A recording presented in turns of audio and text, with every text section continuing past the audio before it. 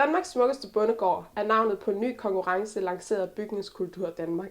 Den skal sætte fokus på de klassiske danske gårde, som truer med at gå i forfald, hvis der ikke er passionerede ildsjæle til at passe på dem. Her skal vi møde 2 af dem i deres fredede hjem i Ågerup, tæt på Roskilde. I over 300 år har klassisk dansk bondeliv, som vi kender det fra Morten Korch, udfoldet sig på gårdspladsen her.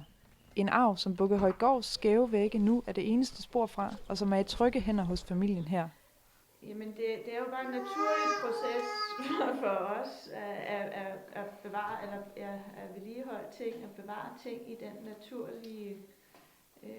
Du kommer jo af en antik familie, kan man sige, der elsker gamle ting. Altså, vi elsker at bevare det gamle.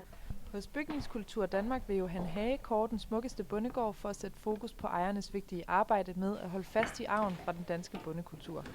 Jamen, altså der ligger en kulturskat her, som vi skal værdsætte, og vi vil også gerne hylde de ejere, der gør den her kæmpe indsats for at beholde de her få hundrede, der nu er tilbage i Danmark.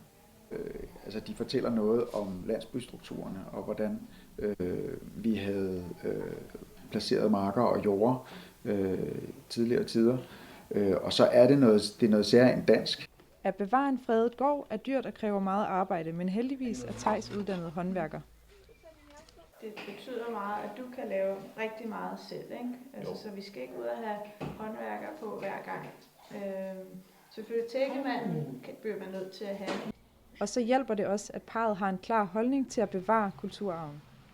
Det er vigtigt, fordi ellers så forfalder det, så bliver det bliver glemt, og det er det, historien går ud på. Vi skal jo huske, hvordan det har været. Bygningskultur Danmark håber med konkurrencen på at kunne skabe bevidsthed omkring vores bygningskultur. Du kan selv give dit bud på Danmarks smukkeste bondegård på hjemmesiden.